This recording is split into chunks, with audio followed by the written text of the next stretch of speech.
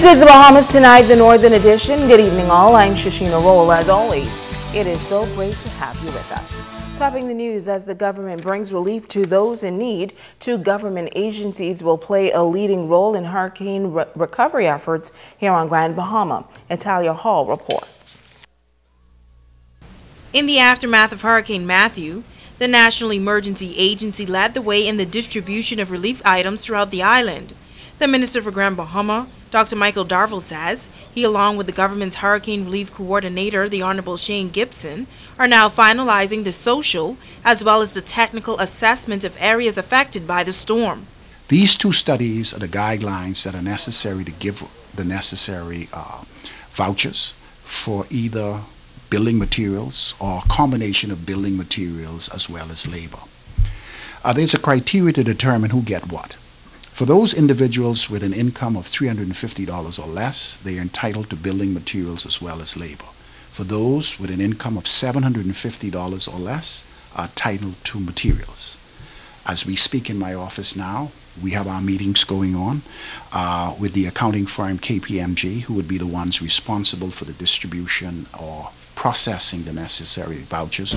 Darville says this voucher process took effect on Tuesday of this week. And yes, I know the community is a little bit concerned because they have not really gotten the exact relief, but it is important for the relative quantity surveyor to make the proper assessment of the home to make the determination of what is needed for the repairs. This time we're going to do it a little bit different. We're not going to stockpile material at NEMA.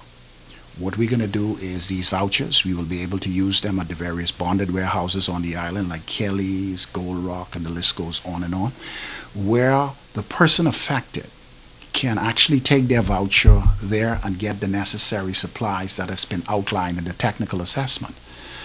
And likewise, if the contractor is involved, the contractor will be responsible for that individual to get the supply. Minister Darville calls it an organized approach, adding that the social assessment from the Ministry of Social Services, as well as urban renewal, whom he calls the foot soldiers on the ground, are very important. Because for us to know what the income of the home is, it's very important for us to determine what type of assessments or what type of materials you will be eligible to receive. Our technical team is on the ground. We've been on the ground now for the last week and a half doing these assessments, and we've been to a wide cross-section of communities. He says so far they've seen 70 to 80% of the residents on Grand Bahama.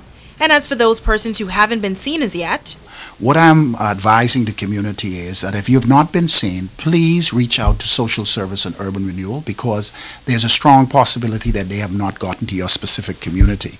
Now, you must realize that most of the devastation was in West Grand Bahama. And so a lot of concentration is now in that area because they're the ones who were hit the hardest. It's Italia Hall, ZNS Network News.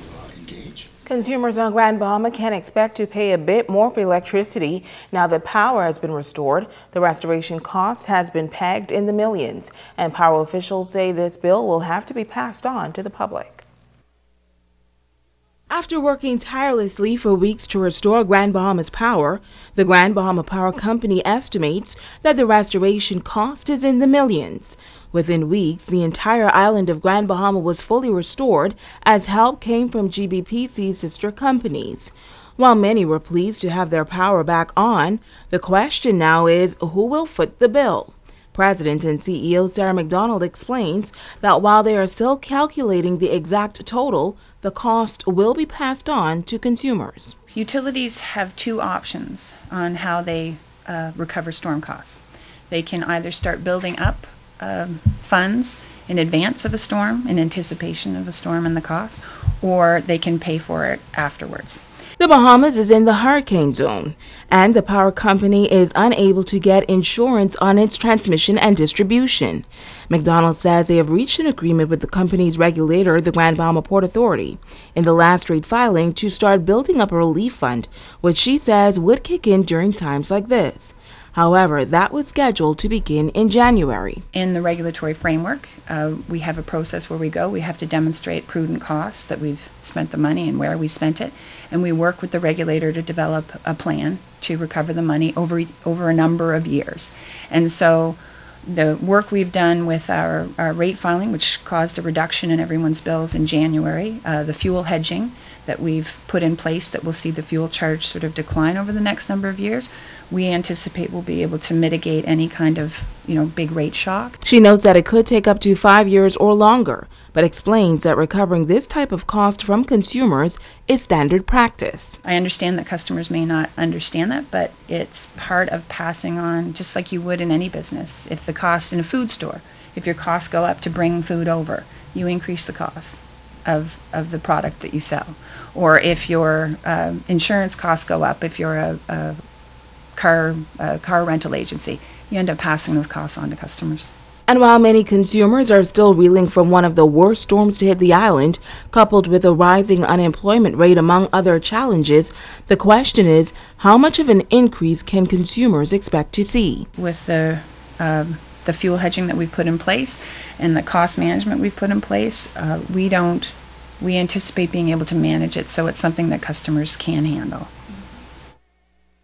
In other news, some teachers at the 8 Mile Walk High School taking part in a sit-in for a second day this week. The educators who are protesting the apparent delay in repairs at the institution is getting the support of some parents as well. Megan Shepard reports. It has been 6 weeks now since the passing of Hurricane Matthew.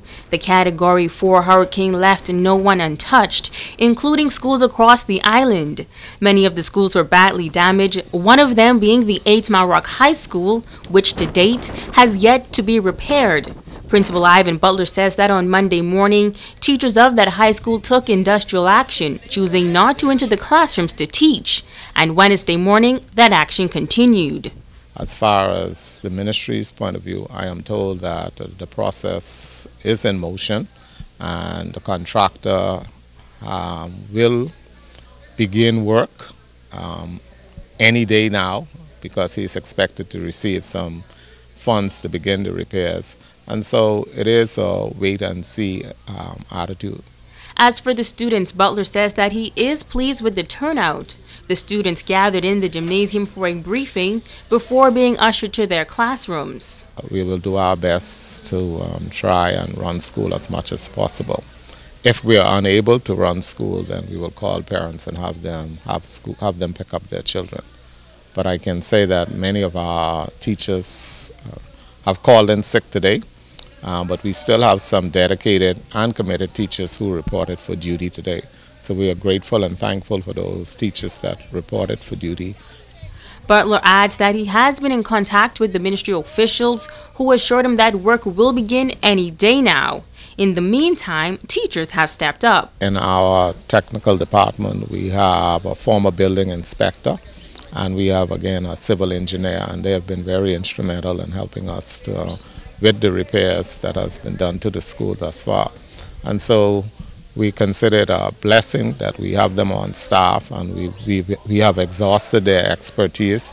But our biggest problem to date is the roof damage. Now these parents say they too are fed up with the situation at the institution. They say enough time has been wasted and they are calling for repairs to begin immediately. Why is it that the schools are not fixed? It's already been a month. I don't think we need another month. They already had breaks. The children have tests to be taken very soon. So why the powers that be aren't doing what they ought to do to protect our future, whatever, prime ministers, teachers, whatever. Why aren't they doing it? The problem needs to be fixed. And we as parents, we cannot blame the teachers then because they got to work in a good environment. Megan Shepard, ZNS Network News.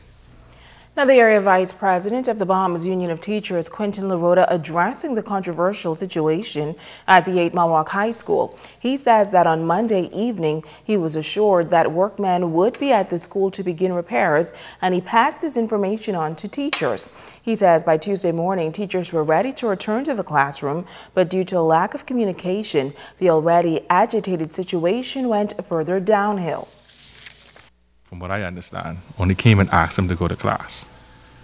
Now, I think that is absolutely unacceptable. You know that the classrooms are leaking and you are instructed to go to those classrooms with no plan in place. That was unacceptable. The principal arrived at campus because apparently he was not there when the teachers came, And he went to the teachers and, in a very unprofessional and aggressive manner, tell them to go to their class. He would meet with them at 2 o'clock. But if you're a teacher and you have a room where it's wet from the rain, which class are you going to? Well, Rhoda says rainy conditions over the past few days have made the situation worse. The union executive says he met with the teachers and they decided that they would only return to work if 3 specific conditions were met. Workmen must be on the site and actively making repairs. A plan must be in place to ensure teacher and student safety while repairs are going on. And as for the 3rd condition? Absolutely, under no circumstances, will the staff of 8 Mile Rock sit in a meeting again with a principal who uses abusive, insulting, or intimidating language. That's a no-no. And so I'm putting Mr. Butler on guard and Superintendent Mary Cooper on guard. If Ivan Butler ever opens his mouth to that staff in that manner again, no work will happen at 8 Mile Rock High School. They will sit down again. Now, we spoke with Principal Ivan Butler. He says he is simply trying to get the school up and running and that the education and safety of every child on the campus should be priority. Stay with us. There's more news right after this.